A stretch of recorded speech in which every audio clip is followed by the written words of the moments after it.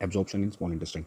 Absorption क्या होता है कि जो डाइजेशन पार्ट है, जैसा कि स्मॉल इंटेस्टाइन में होता है, जब स्मॉल इंटेस्टाइन के अंदर पास होता है तो वहाँ पे क्या होते हैं, ब्लड वेसल्स होते हैं, वॉल्स के अंदर ब्लड वेसल्स होते हैं। ये ब्लड वेसल्स क्या करते हैं, एब्जॉर्प्शन प्रोसेस करते हैं। The digestive food can now pass into the blood vessels in the wall. जो इंटेस्टाइन की वॉल है, जो इंटेस्टाइन की वॉल है, उसके अंदर ब्लड वेसल्स होते हैं, उसके अंदर ब्लड वेसल्स होते हैं। ये ब्लड वेसल्स किसके साथ कनेक्ट होते हैं, ये एक फिंगर लाइक स्ट्रक्चर होता है, आउटग्रोथ्स होती हैं, ये फिंगर लाइक आउटग्रोथ्स होती हैं जिनको बोला जाता है विली। ये बहुत सारी होती हैं विली, एक होगा तो विलस। ओके, ये क्या करती हैं, ये फूड में से जो फूड मटेरियल है उसको एब्जॉर्ब करती हैं और ब्लड वेसल्स को पास आउट करती हैं। ब्लड वेसल्स डिफरेंट ऑर्गन्स पे उसको सप्लाई करते हैं, जहाँ पे उसका ब्रेक डाउन होगा और एनर्जी प्रोड्यूस होगी, जो एनर्जी यूटिलाइज होगी फॉर ग्रोथ और अदर फंक्शंस। तो सबसे पहले एब्जॉर्प्शन, एब्जॉर्प्शन किसके थ्रू होगा, ब्लड वेसल्स के थ्रू। किसके कारण होगा, विली के कारण होगा। विली क्या होती है, फिंगर लाइक आउटग्रोथ्स होती हैं। ये आउटग्रोथ्स क्या करती हैं, सरफेस एरिया इंक्रीज करती है, सरफेस एरिया इंक्रीज करती है। जैसे ही सरफेस एरिया इंक्रीज होगा, मतलब ये वॉल थी, वॉल से फिंगर लाइक स्ट्रक्चर निकले तो क्या हुआ, वॉल से तो एब्जॉर्प्शन हो रहा है, ये फिंगर लाइक स्ट्रक्चर भी एब्जॉर्ब कर रहे हैं फूड मटेरियल से।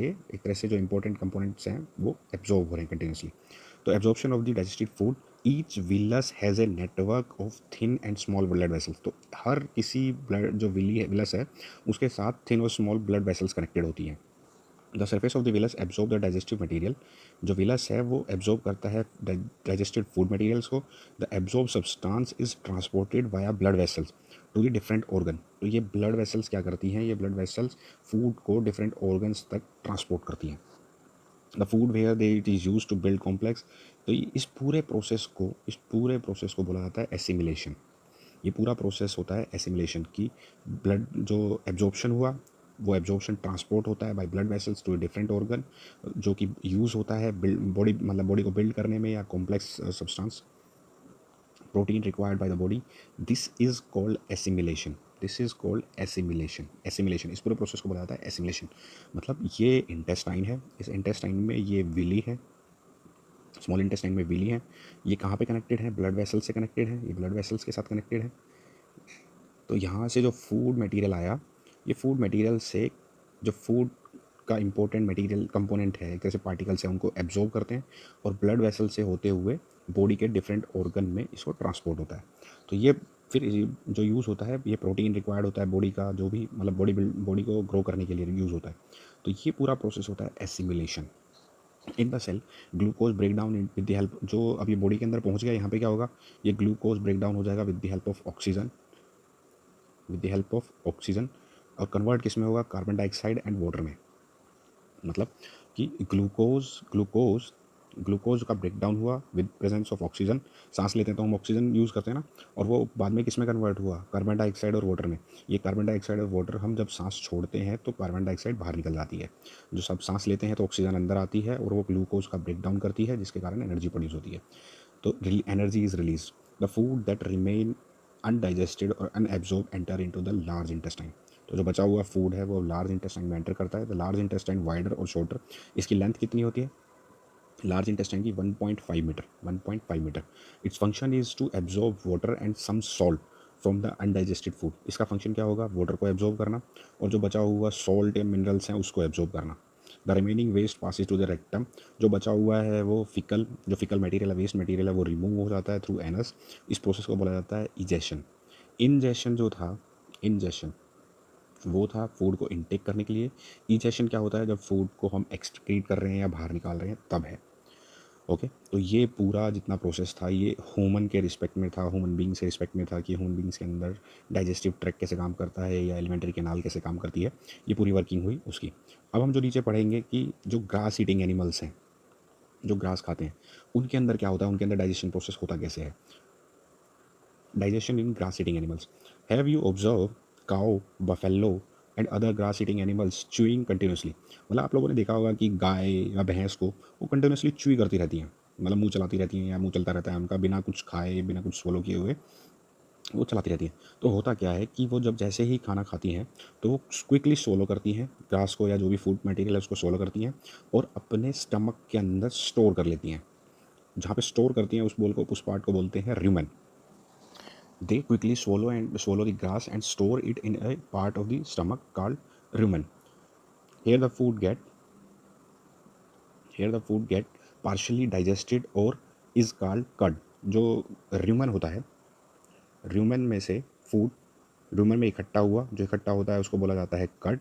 वो पार्शली डाइजेस्ट होता है, but later the cud return to the mouth in small lumps. एक स्मॉल छोटे छोटे, मतलब जब उसको दोबारा से एक तरह से कहते हैं ना, जुगाली कर रहे हैं, गाय जुगाली कर रही है, तो वो क्या होती है, एक लम्स, स्मॉल लम्स के रिस्पेक्ट में वहाँ से आता है, वो दोबारा से उसको च्यू करती है। This process is called rumination. वो जब उसको च्यू करती है दोबारा से तो उसको बोलते हैं rumination. And these animals are called ruminants. तो इसमें 3 टर्म हुई। सबसे पहले आई र्यूमन, र्यूमन, रिमिनेशन और रिमिनेंट्स। र्यूमन क्या होता है, जहाँ पे स्टमक में फूड स्टोर होता है, पार्शियली डाइजेस्टेड। रिमिनेशन क्या है कि उस फूड को च्यूई करना, दोबारा से उसको च्यूई करना, ओके, माउथ में वो दोबारा से रिटर्न होता है, उसके बाद उसको च्यूई करना। रूमिनेंट्स क्या होंगे, जो एनिमल ये डाइजेस्टिव सिस्टम के साथ होते हैं उनको बोला जाता है रूमिनेंट्स। होता क्या है, the grass is rich in cellulose. जो प्लांट होते हैं उनके अंदर क्या होती है, सेल्यूलोज रिच होती है, ए टाइप ऑफ कार्बोहाइड्रेट। ये कार्बोहाइड्रेट का ही टाइप है। In ruminant like cattle, deer et cetera, but, जो ह्यूमन होता है उसके अंदर बैक्टीरिया प्रेजेंट होता है। ये बैक्टीरिया क्या करता है कि डाइजेशन में हेल्प करता है, help in the digestion of the cellulose. Many animal include human cannot digest cellulose. Animal like horse, जो ह्यूमन बींग्स हैं वो सेलुलोज को डाइजेस्ट नहीं कर सकते क्योंकि उनके अंदर ह्यूमन प्रेजेंट नहीं होता, okay. But animal like horse, rabbit etcetera have a large sac like structure called caecum. तो सीकम, ये हॉर्स, रैबिट एक्सेट्रा, इन सब के अंदर क्या होता है, सीकम होता है। Caecum between the oesophagus and the small intestine. Small intestine और ईसोफेगस, जो विंड पाइप है उसके बीच में सीकम आ जाता है, और ये स्मॉल इंटेस्टाइन है, इनके बीच में ये हमारे पास सीकम आ जाता है। तो ये सीकम क्या करता है, वही है, फूड इज डाइजेस्टेड हेयर। जो सेल्यूलोज प्रेजेंट होता है फूड के अंदर, वो यहाँ पे डाइजेस्टेड होता है by the action of the some bacterias, but ये ह्यूमन बींग्स के अंदर प्रेजेंट नहीं होता।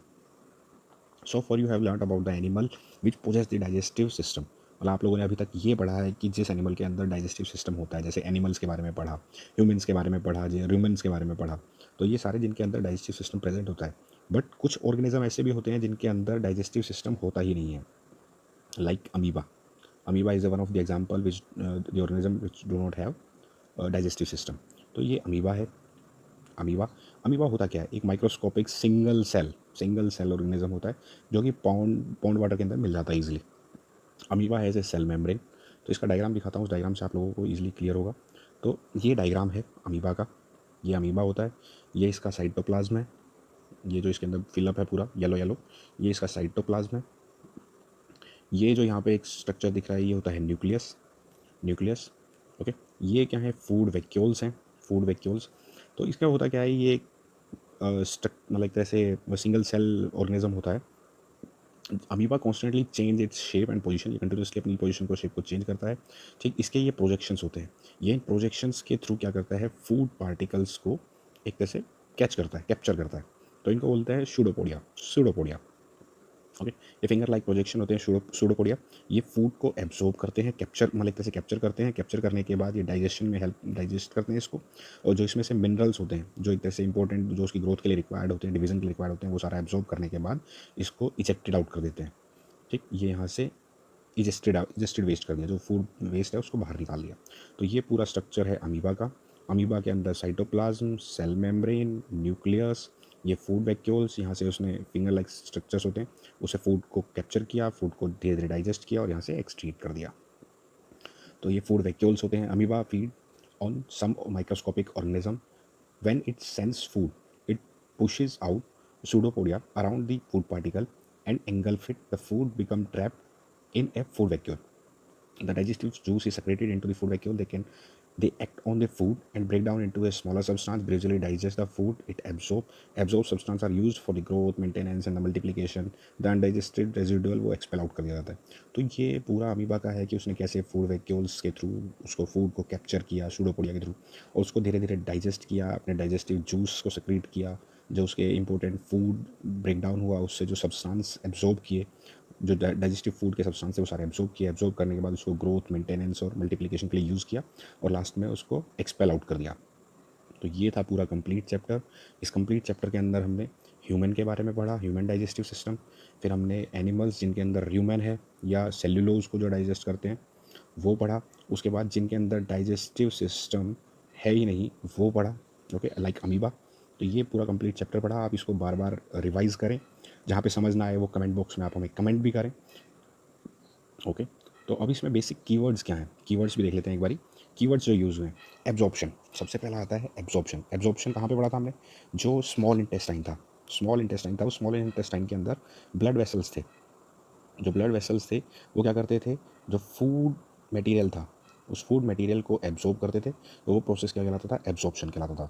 उसके बाद अमाइनो एसिड्स, जो प्रोटीन है उसका ब्रेक डाउन किस में हो रहा है, अमाइनो एसिड्स में ब्रेक डाउन हो रहा है। फिर आता है अमीबा। अमीबा क्या है, एक सिंगल सेल लाइक स्ट्रक्चर है, microscopic, microscopic single cell like structure. Assimilation क्या होता है, एसिमिलेशन पढ़ा था कि जो स्मॉल इंटेस्टाइन है उसके अंदर विले होते हैं, विले के साथ ब्लड वेसल्स कनेक्ट होते हैं। वो ब्लड वेसल्स क्या करते हैं, यहाँ से फूड में से जो मिनरल्स हैं उनको एब्जॉर्ब करके ब्लड वेसल से होते हुए डिफरेंट पार्ट्स ह्यूमन बॉडी के ऑर्गन्स तक ट्रांसपोर्ट करते हैं। तो ये ट्रांसपोर्ट करने का जो पूरा प्रोसेस होता है ये एसिमिलेशन कहते हैं, जहाँ पे ये फर्दर ब्रेक डाउन होता है, एसिमिलेशन।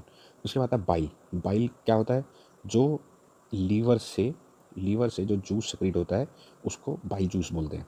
उसके बाद आता है बक्कल कैविटी। बक्कल कैविटी तो आप लोगों को क्लियर है, बक्कल कैविटी के अंदर टीथ है, फिर टीथ आ गया, उसके बाद सलाइवरी ग्लैंड है, सलाइवरी ग्लैंड है, और टंग आ जाती है। तो हमने ये सारा पढ़ा हुआ है। उसके बाद कैनाइन्स क्या होते हैं, जो कैनाइन्स होते हैं वो पैने वाले टीथ जो एक तरह से पीयर करने के काम आते हैं, फाड़ने के मतलब काट फाड़ने के काम आते हैं। तो कैनाइन्स जो पैने वाले दांत होते हैं, चार फ्रंट के दांत हुए उनको इंसिजर बोलते हैं, उसके साइड में जो कैनाइन पैने वाले दांत होते हैं उनको कैनाइन्स बोला जाता है। सेल्यूलोज प्लांट्स के अंदर प्रेजेंट होता है, एक कार्बोहाइड्रेट की ही फॉर्म है, ठीक।